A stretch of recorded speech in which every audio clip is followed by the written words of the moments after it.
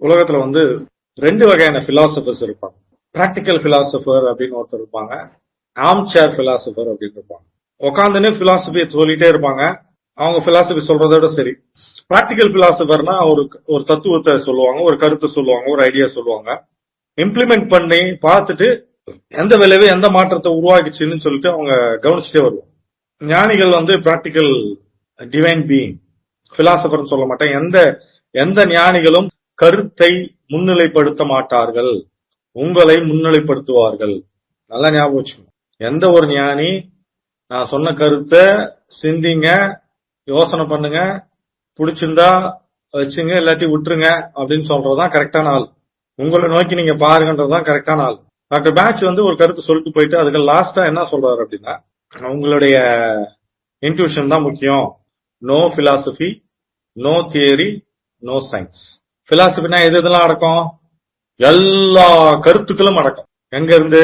Batch சொன்ன கருத்துல இருந்து இறை தத்துவம் வரைக்கும். அதுல நடுவுல வரக்கூடிய எல்லா நியூமராலஜி, அஸ்ட்ராலஜி எல்லாமே நோ பிலாசபி சொல்லிட்டாரு. நோ தியரிஸ், இது தியரி கிடையாது. உன் எமோஷன்ஸ் பாரு, முடிச்சுக்கோ. No science. இப்ப மாடர்ன் டெக்னாலஜி வச்சுக்கிட்டு ஆப் மூலயமாவோ ஏஐ மூலயமாவோ இல்ல ரேடியோ கிராபிக் சொல்லிட்டு அது மூலியமாவோ எல்லாம் போவாதீங்க. என்னத்துக்கு தேவை இருக்கு? மிக உயர்ந்த நுட்பமான இயற்கையான ஒரு ஆய்வு கூடம் நம்முடைய உடம்பு. முதல் மனிதன் கடந்து வந்து சிந்தனை பெற்ற மனிதன்ல இருந்து ஆராய்ச்சி பண்ணது எல்லாமே தன் உடலை வைத்துக் கொண்டும் தன்னுடைய இன்ட்யூஷனை வச்சுதான் ஆராய்ச்சி பண்ணிருக்காங்க. சித்தர்கள்ல இருந்து, பாராசிலஸ்ல இருந்து, ஹிப்போக்ரட்டஸ்ல இருந்து, ஹனிமன் கொடுத்து பார்த்து செக் பண்ணி எந்த மிஷினையும் வச்சுக்கல. அந்த மாதிரி பார்க்கும்போது சித்தர்கள் வழியில நம்மளுடைய சித்தர்கள் வழின்னா என்னன்னா, சித்தர்கள் வழினா நம்ம தமிழ்நாட்டுல மட்டும் இருக்கிறோம். யாரெல்லாம் சித்தர் அப்படின்னா, தன்னை நோக்கி பயணப்படுறவங்க எல்லாம் சித்தர்கள், அவ்வளவுதான். தன்னை நோக்கி பயணப்பட்டு தன்னை தெரிந்தவர்கள் சித்தர்கள். ஆன்மா மட்டும் போதுமானது.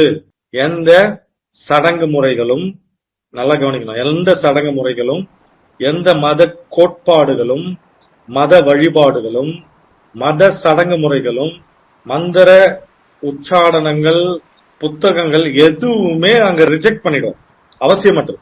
அதனாலதான் நம்முடைய தளத்துல ஃபர்ஸ்ட் ஒரு 4 வாசகத்தை, தமிழ் வாசகத்தை எடுத்து வச்சிருக்கோம். என்னன்னு? வெட்டவெளி தன்னில் மெய்யின்றிருப்போருக்கு பட்டயம் எதற்கடி புதம்பாய். பட்டயம்னா டேட்டா.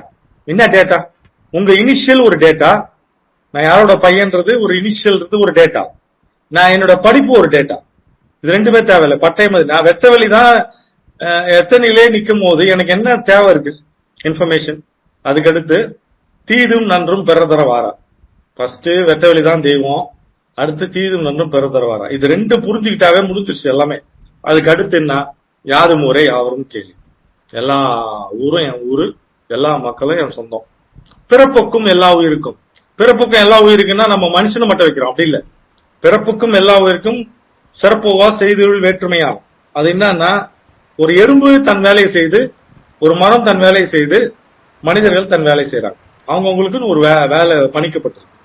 அதனால அதுக்கு இடத்த வந்து நம்ம கொடுக்கணும் அப்படின்றதுதான் இந்த தளத்தை வந்து நம்ம முன்னிறுத்தி வைக்கிறோம். இப்படி பாத்தீங்கன்னா நல்லா இருக்குங்க, கருத்துக்களா வைக்கல, இப்படி பார்த்தா நல்லா இருக்கும், சுகமா இருக்கும் நம்ம அப்படின்னு புதுசா ஒன்னும் நம்ம சொல்லிடவே இல்லை.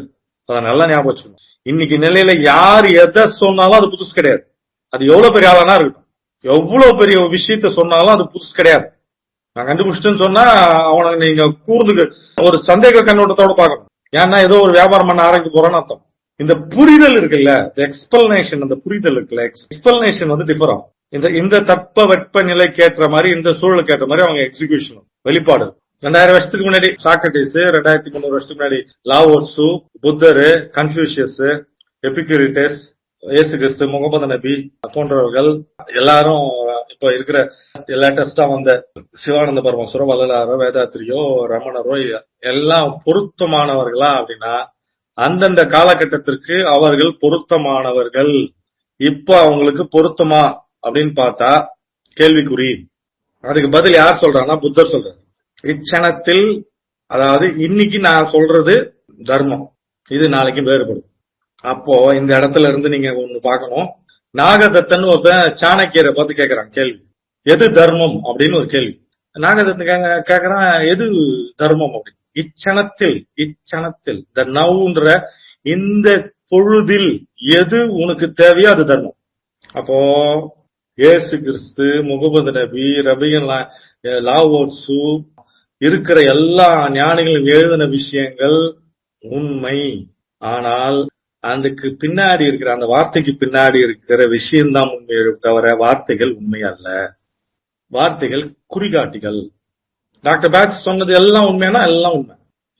அவரோட வாழ்க்கையில சொல்லிக்கிறார். ஒருத்தனுக்கு ஏதோ மருந்து கொடுத்துக்கிறாரு, அவன் போயிட்டு ஒரு 2 மாசம் பொறுத்து வந்துட்டு கையை நீட்டி, பாத்தியா நீ உனக்கு தெரியுமா நான் என்ன யாரும் தெரியுமா, நீ அன்னைக்கு மருந்து கொடுத்தான் கை நீட்டி காட்டுறான், உள்ள இருக்கிற எல்லா சொரியாசிஸும் போயிட்டு.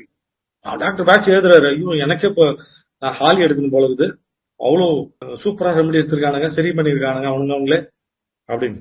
பிரான்சிஸ் பேக்கன் ஒருத்தர் எழுதுறாரு, சில புத்தகங்கள் முழுவதுமாக படிக்கப்பட வேண்டும், சில புத்தகங்கள் கிரகிக்கப்பட வேண்டும், சில புத்தகங்கள் திரும்ப திரும்ப படிக்கப்பட வேண்டும், சில புத்தகங்கள் பார்த்து மட்டும் படிச்சா போதும், சில புத்தகங்கள் வேற யாருன்னா படிச்சுட்டு கதை சொன்னா போதும், சில புத்தகங்கள் டைஜஸ்ட் பண்ணி திங்க் பண்ணி திரும்ப திரும்ப திரும்ப திரும்ப நம்ம உள்ளுக்குள்ள போட வேண்டும். அந்த மாதிரி வகையில இந்த புத்தகம் கலெக்டட் ரைட்டிங்ஸ் ஆஃப் டாக்டர் பேட்ச். எனக்கு தெரிந்து நான் சந்தித்த நபர்களில் மிகப்பெரிய ஜாம்பவான்கள் எல்லாரும் ஒரே விஷயத்தை பத்தி ஒரு விஷயத்துல கரெக்டா இருந்திருக்காங்க. என்னன்னா, பல்வேறு துறை உள்ள புத்தகங்களை படித்தல்ல ரொம்ப கவனமா இருந்திருக்காங்க, அப்கிரேட் பண்ணிட்டே இருந்திருக்காங்க. சின்ன வயசுல இருந்தே எனக்கு புத்தகத்தின் மீது ஆவல் இருந்தது. அதுக்கு தேவையான விஷயங்களை நிறைய பேர் எனக்கு கொடுத்துட்டே வந்தாங்க. அது தேவையான விஷயங்கள்னா, அவங்க முன்னாடி பார்ப்போம், அவங்க ஒரு 10,000 புக்கு படிச்சிருப்பாங்க, இன்னொருத்தர் பார்த்தா ஒரு 20,000 புக்கு படிச்சிருப்பாரு, இன்னொருத்தர் 15,000 புக்கு படிச்சிருப்பாரு. சில பேர் ஓலைச்சுவடியில ஃபுல்லா படிச்சு இது பண்ணி எக்ஸ்போர்ட் பண்ணிருப்பாங்க. சில நேரத்துல போய் உட்காரும் போதே நீங்க இப்ப என்ன புக்கு படிச்சுருக்கீங்க அப்படின்னு கேட்பாங்க. அதாவது அவங்க வயதானவர்களா இருப்பாங்க, 60 வயசு 70 வயசு இருப்பாங்க.